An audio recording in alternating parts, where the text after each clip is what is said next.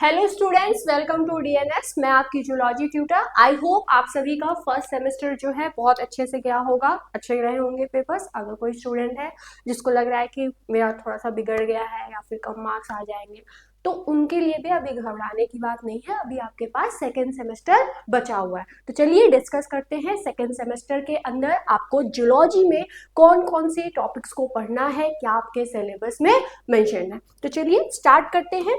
अगर हम लोग बात करें तो 8 यूनिट्स आएंगे, ये तो पता है हमें।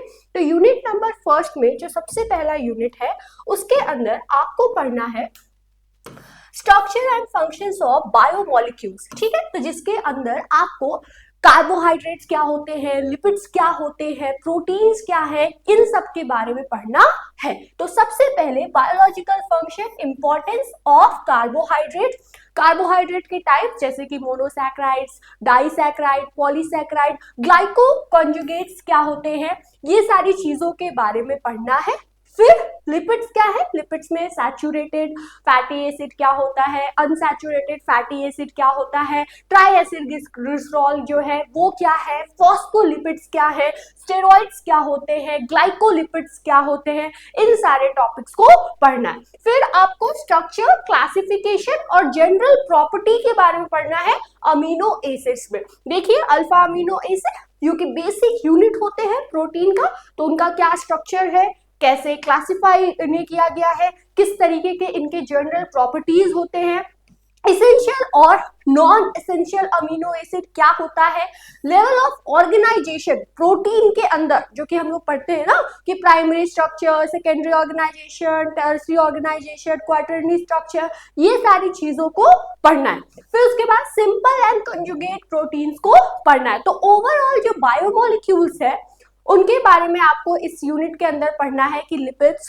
प्रोटीन, कार्बोहाइड्रेट्स, इनके स्ट्रक्चर क्या है, टाइप्स क्या है, फंक्शन क्या है, अगर बेसिक यूनिट है तो उसकी प्रॉपर्टी क्या है, ये सारी चीजों को पढ़ना है।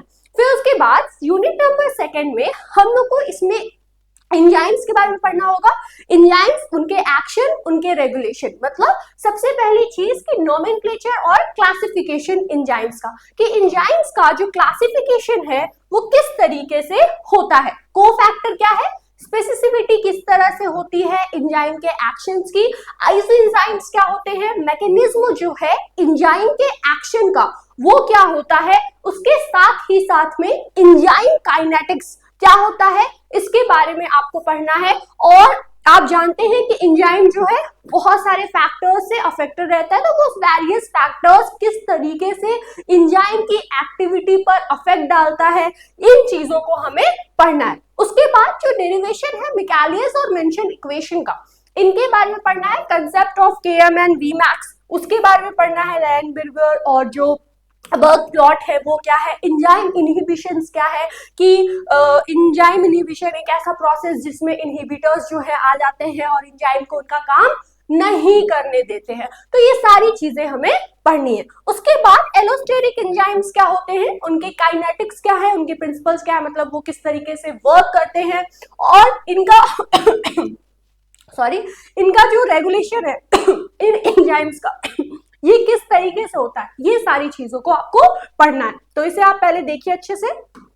चलिए अब यूनिट नंबर थर्ड की अगर हम लोग बात करें तो इसमें जो है हमें मेटाबॉलिज्म के बारे में पढ़ना होगा कि आखिर जो कार्बोहाइड्रेट्स हैं उनका मेटाबॉलिज्म क्या है, ग्लाइकोलाइसिस प्रोसेस क्या है, सिट्रिक एसिड साइकिल क्या है, ग्लूकोनियोजेनेसिस क्या होता है, और फॉस्फेट पेंटोज पाथवे क्या है। ठीक है, उसके बाद ग्लूकोनियोलाइसिस क्या होता है, ग्लाइकोजेनोलाइसिस क्या होता है, ग्लाइकोजेनेसिस क्या होता है। लिपिड्स में अगर हम लोग बात करें तो लिपिड्स में किस तरीके से बायोसिंथेसिस होती है पाल्मिटिक एसिड की, और कीटोजेनेसिस किस तरीके से होता है। तो ये सारी चीजें हमें पढ़नी है। उसके साथ ही साथ में बहुत ही इंपॉर्टेंट टॉपिक जो कि अक्सर जो है प्रीवियस ईयर क्वेश्चन पेपर में देखने को मिलता है, दैट इज बीटा ऑक्सीडेशन और omega oxidation of saturated fatty acid. और ये किस तरीके से even and odd number of carbon atom के साथ किस तरीके से ये जो सैचुरेशन का प्रोसेस है, ऑक्सीडेशन का प्रोसेस है, ये होता है। उसके बाद यूनिट नंबर 4 में हमें जो प्रोटीन्स और न्यूक्लियोटाइड्स है उनके मेटाबॉलिज्म के बारे में पढ़ना होगा आप लोगों को, जैसे कि जो कैटाबॉलिज्म है अमीनो एसिड का वो किस तरीके से होता है, जिसके अंदर ट्रांस एमिनेशन आता है, डीएमिनेशन आता है, यूरिया साइकिल आता है, बहुत इंपॉर्टेंट है ये। उसके बाद न्यूक्लियोटाइड्स क्या है और विटामिन क्या है। विटामिन दो तरीके के होते हैं, एक वाटर सॉल्युबल एक फैट सॉल्युबल। तो उनके अंदर कौन कौन से आते हैं, क्या इनके सोर्स हैं, इनके डिफिशियंसी की वजह से कौन सी डिजीज होती है, ये सारी चीजें पढ़नी होती हैं। चलिए अब रिव्यू क्या है, माइटोकॉन्ड्रियल रेस्पिरेटरी एक्शंस का या जो चेन है उसका, वो किस तरीके से होता है, जो माइटोकॉन्ड्रियल रेस्पिरेटरी चेन है वो किस तरीके से वर्क करती है, और ऑक्सीडेटिव फॉस्फोरिलाइजेशन क्या होता है, क्या स्टेप्स होते हैं, क्या रिजल्ट होता है, इनका रेगुलेशन किस तरीके से किया जाता है, ये सारी चीजें पढ़नी है। तो इसे भी आप देख लीजिए। उसके बाद यूनिट नंबर 5 की अगर हम लोग बात करें तो इसके अंदर डाइजेशन और रेस्पिरेशन से रिलेटेड जो टॉपिक्स हैं वो पढ़ने होते हैं, जैसे कि जो स्ट्रक्चरल ऑर्गेनाइजेशन है और जो फंक्शन है गैस्ट्रोइंटेस्टाइनल ट्रैक्ट का और उसके एसोसिएटेड ग्लैंड्स का, वो क्या है, किस तरीके से ये डाइजेशन में हेल्प होता है इसका और किस तरीके से ये हेल्पफुल होता है, इन चीजों के बारे में पढ़ना है। फिर मैकेनिकल और केमिकल डाइजेशन किस तरीके से फूड का होता है, कौन से एंजाइम्स कौन से केमिकल्स जो है इसमें इन्वॉल्व होते हैं, क्या किस चीज को अगर कार्बोहाइड्रेट को कोई डाइजेस्ट कर रहा है तो वो क्या है, क्या प्रोडक्ट बनाएगा, ये सारी चीजें इसके अंदर आएंगी। फिर किस तरीके से एब्जॉर्प्शन होगा कार्बोहाइड्रेट का, लिपिड का, प्रोटीन का, वाटर मिनरल्स का, विटामिन का, तो और histology of trachea and lungs. Respiration के बारे में पढ़ना है, तो रेस्पिरेशन में आप जानते हैं कि ट्रैकिया, लंग्स, इन सब चीज का बहुत इंपॉर्टेंट रोल होता है और उसमें भी लंग्स में एल्वियोलाई प्रेजेंट होता है जो कि बहुत ज्यादा इंपॉर्टेंट होता है। जब हम लोग पढ़ेंगे तो डिस्कस करेंगे किस तरीके से ये सारी चीजें वर्क करती हैं।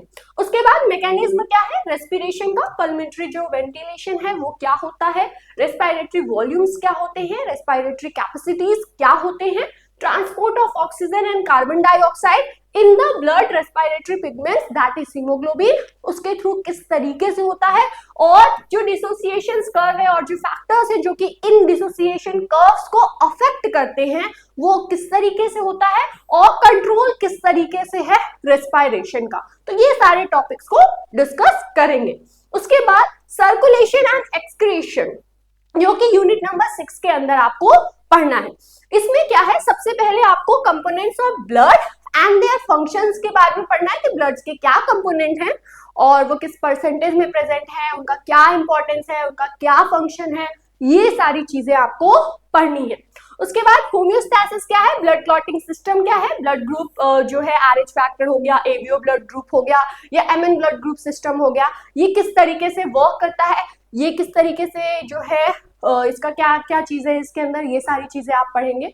उसके बाद स्ट्रक्चर क्या है मेमेलियन हार्ट का, कार्डियक साइकिल क्या होती है, कार्डियक आउटपुट और उसका रेगुलेशन किस तरीके से होता है, इलेक्ट्रोकार्डियोग्राम क्या होता है, blood pressure and it's regulation, ये सारी चीजों के बारे में पढ़ना है। और स्ट्रक्चर क्या है किडनी का, क्योंकि एक्सक्रीशन भी पढ़ना है, एक्सक्रीशन में किडनी बहुत ज्यादा इंपॉर्टेंट होती है, उसी के थ्रू तो होता है। और अगर बेसिक यूनिट की बात करें तो किडनी का बेसिक यूनिट क्या होता है, जल्दी से आप बताइए। चलिए स्ट्रक्चर ऑफ किडनी के बारे में पढ़ना है, इसके फंक्शनल यूनिट्स के बारे में पढ़ना है, और मैकेनिज्म क्या है कि किस तरीके से यूरिन फॉर्मेशन होता है, इसका क्या मैकेनिज्म है, ये सारी चीजें आप इसमें पढ़ेंगे। तो इसे आप नोट कर लीजिए, चाहे तो आप स्क्रीनशॉट भी ले सकते हैं। चलिए यूनिट नंबर 7, यूनिट नंबर 7 में नर्व सिस्टम और जो इंडोक्राइनोलॉजी होता है उसके बारे में हमें पढ़ना है, जिसमें सबसे पहला जो टॉपिक है वो है structure of neuron, resting membrane potential क्या होता है, उसके बाद ओरिजिन ऑफ एक्शन पोटेंशियल, इसका propagation through myelinated and unmyelinated nerve fibres. ठीक है, तो नर्व फाइबर्स दो तरीके के होते हैं ना, जिसमें माइलिन शीट प्रेजेंट होता है उसमें मिलिनेटेड कहते हैं, और जिसमें माइलिन शीट नहीं प्रेजेंट होता उन्हें नॉन मिलिनेटेड कहते हैं। चलिए टाइप्स ऑफ साइनेप्स क्या है, इंडोक्राइन ग्लैंड्स क्या है, जिसके अंदर इंडोक्राइन ग्लैंड्स में आपको कौन कौन से ग्लैंड्स जो हैं वो पढ़ने हैं, कौन से हार्मोन्स ये सिक्रीट करते हैं ये पढ़ने हैं, उनके एक्शन क्या होगा, किस तरीके से वो रेगुलेट करते हैं। ठीक है, तो ये सारी चीजें भी आपको पढ़नी है। तो पाइनियल ग्लैंड, पिट्यूटरी ग्लैंड जिसे मास्टर ग्लैंड कहते हैं, thyroid gland, parathyroid gland, pancreas हो गया, एड्रिनल हो गया, और इनके साथ ही साथ में इनके हार्मोन्स जो कि वो सिक्रीट करते हैं। उसके बाद क्लासिफिकेशन पढ़ना है हार्मोन्स का और मैकेनिज्म पढ़ना है, बहुत इंपॉर्टेंट चीज कि मैकेनिज्म पढ़ना है कि हार्मोन एक्शन किस तरीके से होता है, ठीक है। चलिए उसके बाद लास्ट जो यूनिट है इस आपके सेमेस्टर सेकेंड में, उसके अंदर आपको पढ़ना है मस्कुलर सिस्टम के बारे में कि हिस्टोलॉजी क्या है, डिफरेंट टाइप्स ऑफ मसल्स का, इनका अल्ट्रा स्ट्रक्चर क्या है, मतलब जो स्केलेटल मसल है उसका अल्ट्रा स्ट्रक्चर क्या है, और मॉलिक्यूलर एंड केमिकल बेसिस क्या है मसल कंट्रैक्शन का, कैरेक्टरिस्टिक्स क्या होते हैं मसल ट्विंज के, और मोटर यूनिट क्या है, समेशन क्या है, और टिटनेस क्या है। तो इन सारी चीजों को आपको यूनिट नंबर 8 के अंदर पढ़ना है। तो जो भी स्टूडेंट्स है जो भी हमारे बैच को ज्वाइन करना चाहते हैं वो कर सकते हैं। हमारा जो नवोत्सव बैच है वो स्टार्ट हो रहा है, 3 मंथ्स के अंदर आपका जो कोर्स है वो कंप्लीट हो जाएगा। आई होप आपको जो सिलेबस है वो अच्छे से समझ में आ गया होगा। मिलते हैं हम लोग नेक्स्ट वीडियो में, एक नए टॉपिक को डिस्कस करेंगे उसमें, ठीक है। Thanks for watching this video.